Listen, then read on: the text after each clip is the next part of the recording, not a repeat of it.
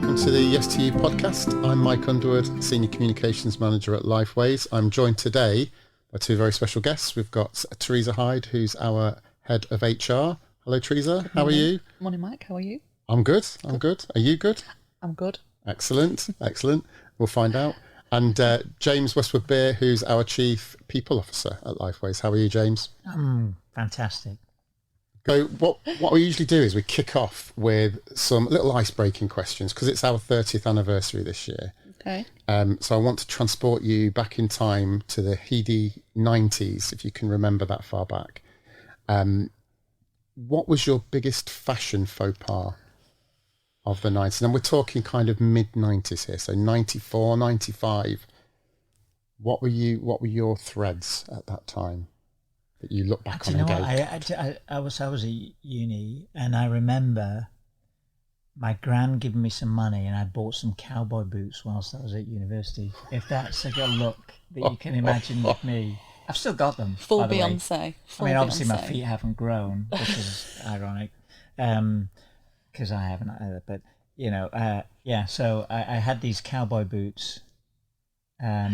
And yeah, it was a strong look. I also have a shirt that I bought. It's a plaid shirt, heavy weave plaid shirt that I can't remember where I got it from. It was, I'm not saying brands, but I remember those two things, and I still have them, and they fit. And was Cotton Eye Joe your favourite song at this time? Cotton Eye Joe. You've painted a very visceral mental image. That wasn't like it was just really. Like the colours, it was red, green, kind of, I don't know what I was thinking, but anyway, I liked it. It was a strong look. Nobody really kind of paid any attention The to cowboy me, boots are very fashionable now. Did you crack them out? I actually did very recently when I went to the pub. I bought a second pair much later on, but I did crack them out. I need to see that. Well, I think maybe there's a time and a place, Theresa. Glasgow, December. I need to see that. Definitely. They'll go down well in Glasgow, cowboy boots. They would. Even today, I'm not sure into that's this day. Barley Fest. Yeah, definitely. Perfect. Barley Fest, I think, may be an occasion. And maybe I put them in the car when I'm with Jane travelling the country. Go to Barley Fest on Saturday in July. Wearing my cowboy boots. Can't wait. Could be a We've look. got a photographer going to that as well. So just forewarning you. Okay, just forewarn. Theresa, after that bombshell. Well, this is really shameful, but you have to remember that I grew up in Manchester, so I had a purple shell suit. Really bad. Nice. Oh, was it Segretagini So or whatever bad. it was called? I've no idea, but I thought I was the bee's knees in this shell suit. It was shocking. Shell suits, shell suits were great. It had some kind of green thing going on here. I can't remember. Oh, that's can when they had absolutely stripes. picture that. Yeah. Almost like it had like.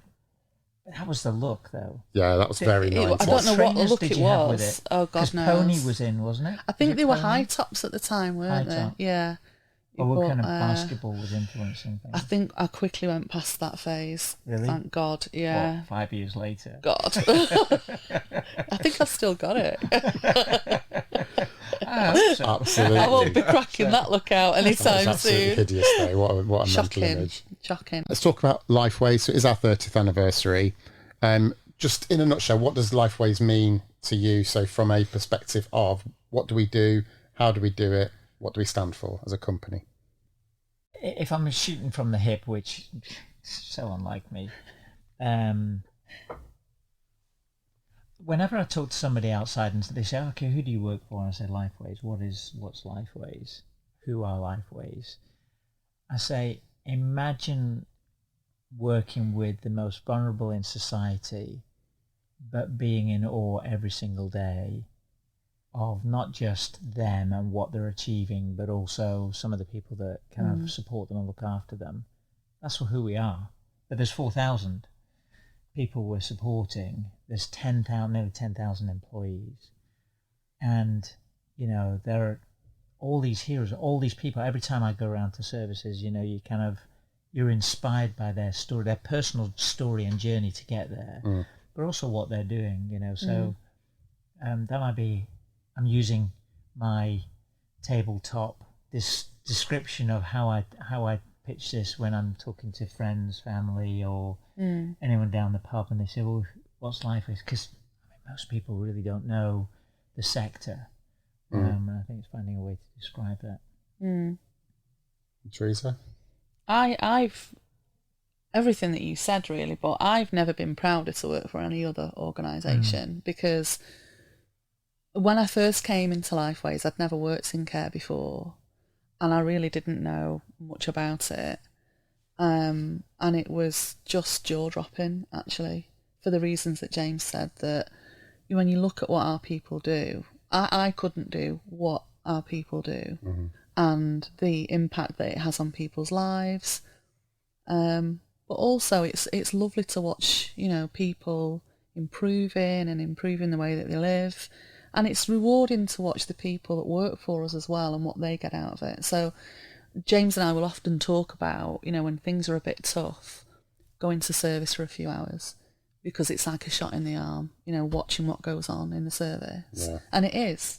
Yeah. And the range of the people that we look after, and, some of them just need a little bit of help and some of them are incredibly complex. It's just absolutely mind-blowing what we do. And, when I'm very lucky, I've had a great career in lots of different sectors, but, nothing compares to working in this sector. Yeah, I was just going to say, you're absolutely right on the, when anybody asks you, how do you feel about, like, why did you go into that sector type thing? I definitely say, I've never felt the way I do about working somewhere. I'm like truly kind of, it's very fulfilling. And it's very difficult to describe that to people. Like, so Jenna, my wife, she works in insurance in the city, and even describing to her, she's like, oh, that's lovely. Still can't really get when I say, oh no, this is values driven, it's purposeful, and inspirational. That she definitely doesn't get that. As fun as it may be in insurance. That was slightly sarcastic, wasn't it? A little bit. Only a little bit. Teeny, she's going to have a bit to say about that. I'll edit that bit out, but I'll amplify it and I'll send it directly to her and her company on a loop. Oh, she'd only laugh because she'd know it. I'd tell her that as well. But But you're right though, that is a big differentiator for working for a company like Lifeways. If you've come from any sector, it doesn't even like, so I worked in housing and local government before, and you are working with some vulnerable people, but not the kind of people that need a bit of support to live more independently. The way that Lifeways works with them is, it, as you both said, it is awe-inspiring. It really is. So how did you end up at Lifeways? What was your both your personal journeys, and why did you decide that I wanted to go and have a look at that sector and that company? A little bit of a career timeline. Someone gave me a job.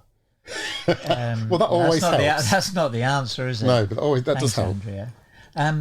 I think, I kind of talk about, and I know I've chatted with you about this, wired to care. So as I've gone around services and you say, why are you here? Why are you still here? There are three broad things.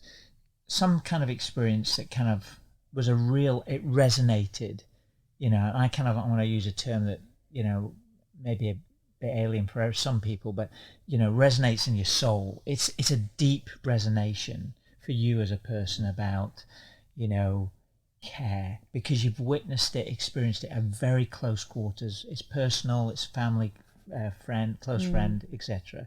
It could have been 20 years ago or it could have been yesterday. It doesn't really matter, but you've got to have had that for this to be a meaningful sector to kind of come into. The second one is you're naturally caring, and that's not everybody either, so you're naturally caring. And the third one is you have the courage to go care. That's in my mind. The more I listen to the stories, you got to be wired to care. So what's my wired to care?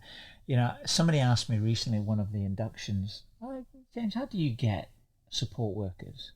Why do you understand what we're going through. I said, well, actually, in my 20s, and I don't think I've necessarily shared this more broadly, but in my 20s, early 20s, when I wasn't listening to, I can't remember which 90s music I was listening to, but I did some voluntary work, probably for about 18 months, looking after people with drug abuse, alcohol abuse, living on the streets. And back then, it was grim. It was really grim. And I can still see faces of people I met.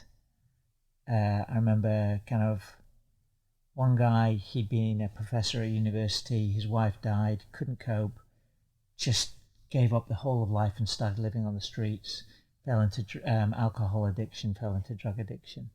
Like, completely different life. You know, you're trying to help them.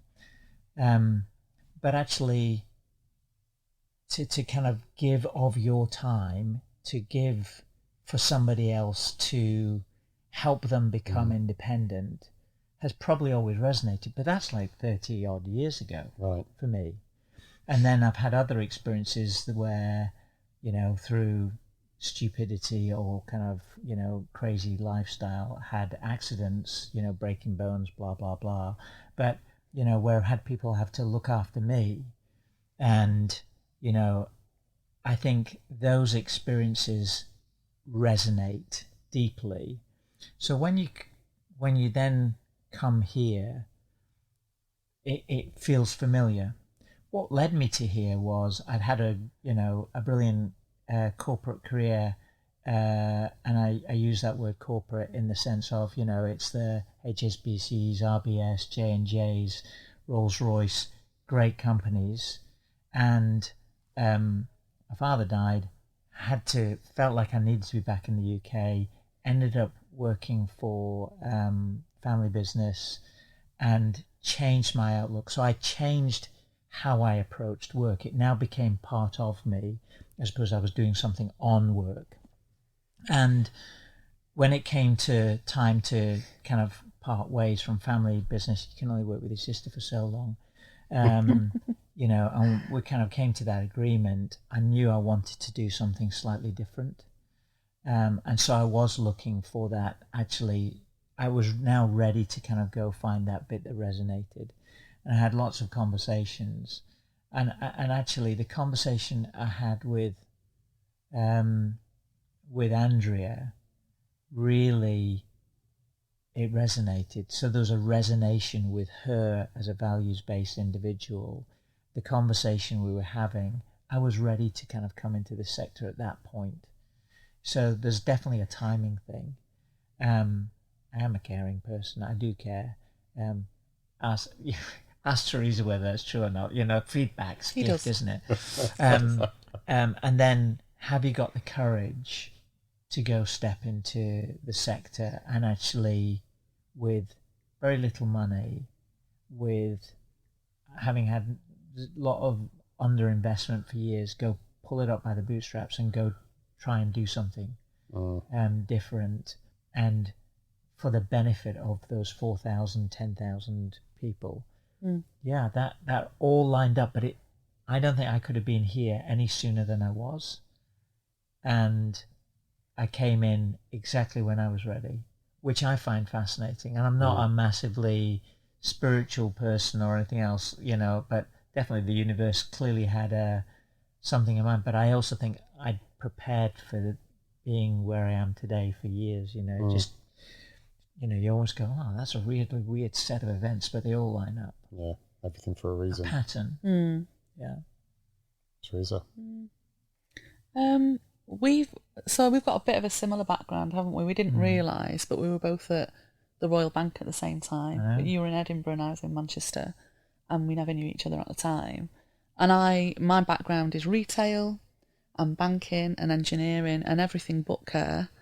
And I remember taking the phone call from the recruitment consultant and her saying, "Oh, it's care," and I just did not have a clue about the care sector.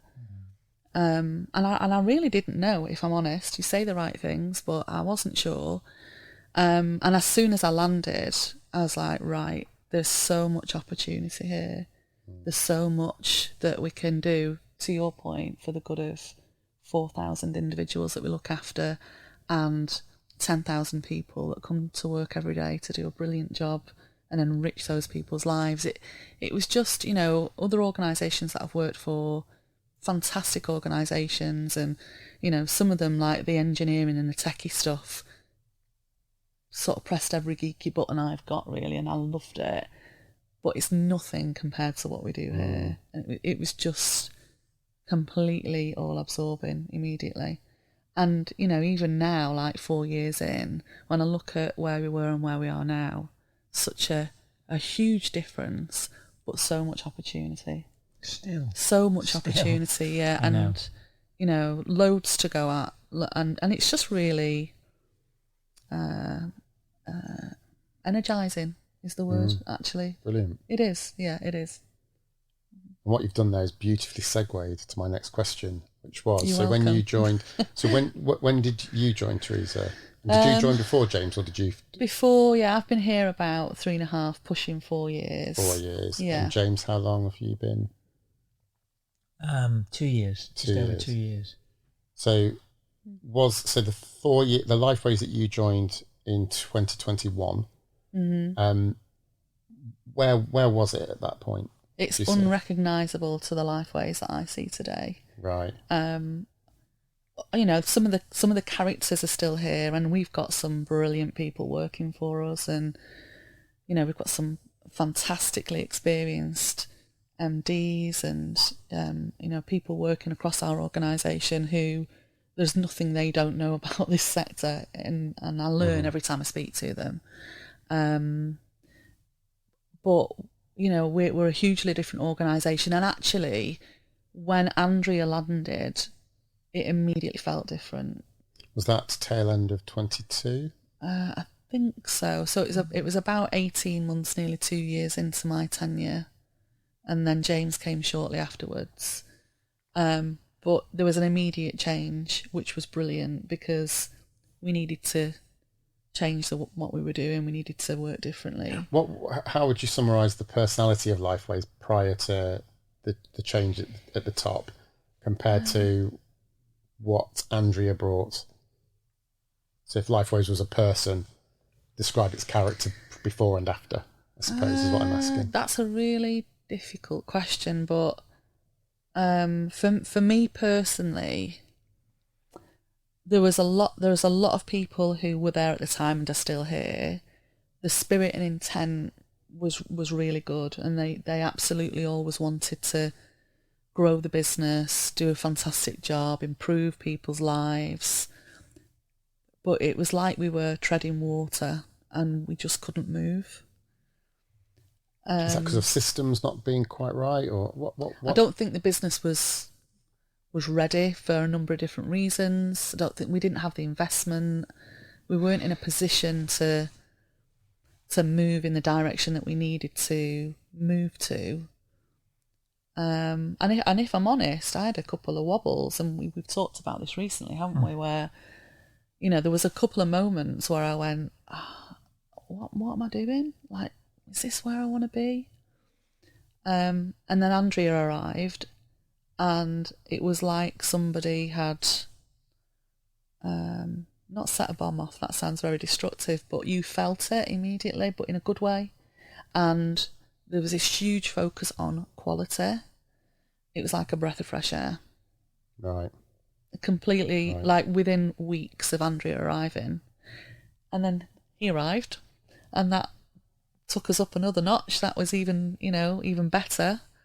And I mean that genuinely. That was like, thank God. And that's not me being disrespectful to anybody who was here before.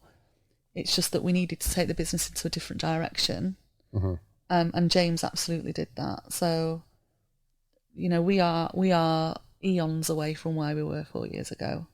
And that's exciting, because if you look at where we were a couple of years ago and where we are now, and then you think about where we're going to be in a couple of years' time, or 3, 4, 5 years' time, that's a journey I want to be on. That's exciting. And you've got, in what other organisation do you have the opportunity and the investment to do what we're doing? I speak to my colleagues in other sectors, and they're not having the experience I'm having, or that my team is having. So why would I want to be anywhere else? Yeah, that's great. James, what about you? So you came in a little bit after. So the shockwave of a new chief executive arriving had already hit. So what was your experience when you first walked through the door? And It's funny. When I walked through the door, I remember having a conversation with Andrea. This is the conversation we had recently, I think, Theresa. I remember having a real wobble, and I think a lot of people coming into the sector, if it's fresh, new, I think there's probably similar experience. Where you have a little bit of wobble, going, "Oh my God, can I do this?" Put it in perspective. I had a chat with a support worker very early on when I did come in, and he'd been a bouncer, and he just wanted to do something different.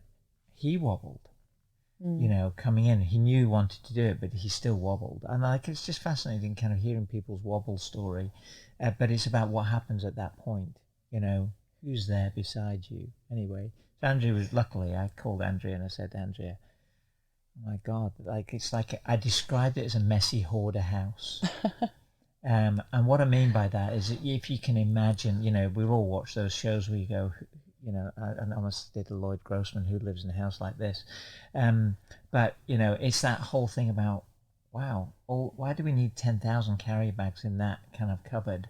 Who keeps all the newspapers, the boxes, the kind of, the old things that should have been thrown out a long time ago?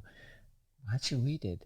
There was clearly a lack of investment, and I think I was shocked by how far back we were compared to, and as I said, I had an amazing career up until that point and been very fortunate where, yeah, sure, there's deep pockets and all the rest of it. This is pennies in the pound, literally pennies that you're trying to really look at. Okay, so how do we clean a house up with pennies? And it is possible. It is possible. Absolutely, it's possible. My kind of mantra is always, well, what can we do? But what can we do? So messy hoarder house. The first thing is you start going, right. Okay, let's have it out.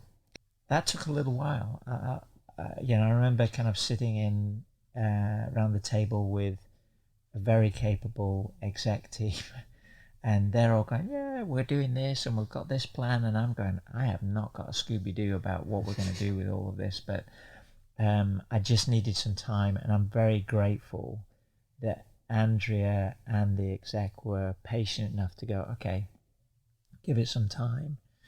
And then I think that gave us as a team the chance to go, okay, we now know what we've got. Let's start building. And there were some immediate things we had to do. We had to start making sure we were fulfilling vacancies. Massive need. The obvious one was kind of leadership development. I'm sure we'll kind of talk more about that. But yeah, the kind of the starting point was a real underinvestment. And that's, again, nothing about Theresa or whoever had been there before, because it's all a point in time. Somebody will step in my shoes and go, is that all you achieved? Someone will always make a judgment about that. Of course they will, because they're going to have to look at, well, what can I do to add to that? I'm just saying it was a messy hoarder house. That was my experience of it, and needing to get it sorted. There's so many stats that you can throw at. Well, what do we inherit, and where are we at now? But yeah, it was definitely an eye opener. So where would you say we are today? Now that you've cleaned out the house a little bit, you've kind of the shockwave has kind of surpassed. Where would you say Lifeways is now from an HR perspective?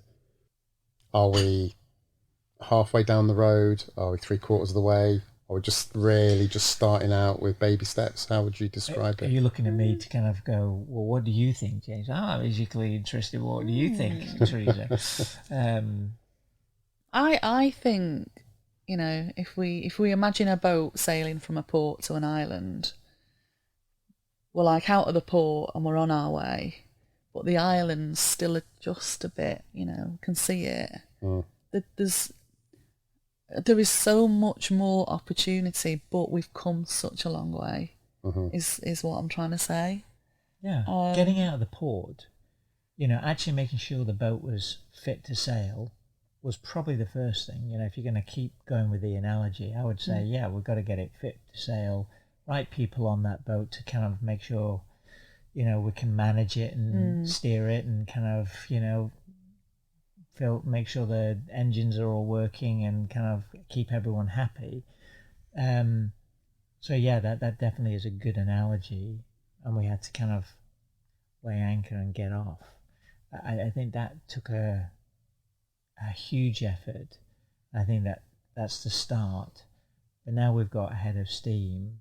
But there is absolutely so much to do. We're halfway through. I can see 2 to 3 years worth of work still to do, because I don't think it's just about the what, it's also how. And the how is kind of the behavioral stuff. We've talked about that recently. There's all of the behavioral stuff that goes with this. This is about hearts and minds.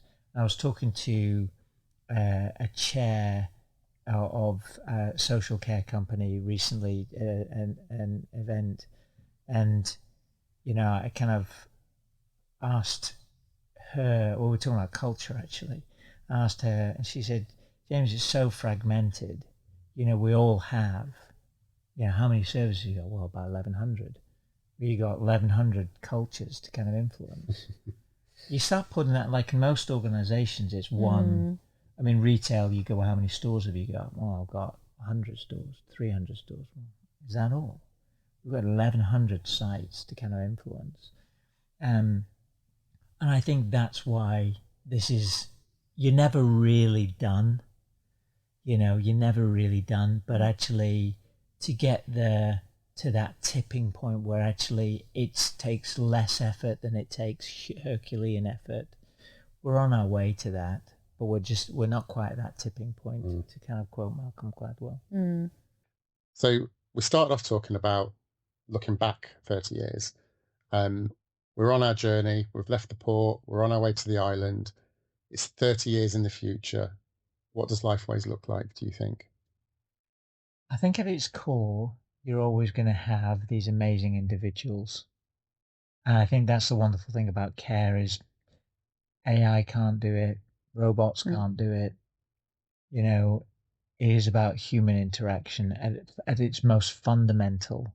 So, the Lifeways in part that we see today, I'm sure we'll see in 30 years' time, by which I think that, so that part, that fundamental underlying part of what is care won't have changed.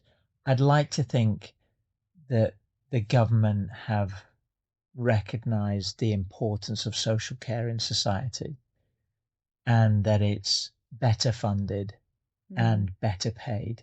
We've got the ERB coming through, so the Employment Rights Bill coming up in summer. They talk about fair pay, all those things. Absolutely. I would hope by 30 years' time we've got that bit right, because when you start to look at, well, what do we value in society? And we're getting ever older. There are more vulnerable people every year. It's a growing thing rather than a kind of diminishing thing. Then I would like to think in 30 years' time that it's much better funded. It's more recognized as the true value it adds relative to other sectors. And for Lifeway specifically, I'd love us to be that kind of lighthouse. Doesn't need to look like it's a grand lighthouse, just needs to be a lighthouse, a beacon, somebody that in the sector people look up to and go, I remember 30 years ago they were going through this transformation. Now look at it. Wow, how did they get there? What did they do? But it's that consistency of culture, of behavior out in those 1,100 services. It's that thread that goes all the way through, and we've maintained it, because it is about maintaining it, because it can quite, we could lose it all tomorrow because somebody decides to take their foot off the gas or whatever. Yeah. But I'd love to see that consistency beacon out there in the sector. Great. I'd like to think that we'd leave a bit of a legacy. I'd like to think that we'd set the bar pretty high, that, you know, we were known for the quality of what we do, that, you know, people, also that our people loved working for us, you know, that I'd like to think that I'd move on eventually and go, that was a brilliant organisation. I'm really glad I worked there. You know, that's what we added while we were all there. I'd like to think that we are on that journey of, you know, raising the bar and becoming the employer and the provider of choice. I think that's absolutely within our grasp.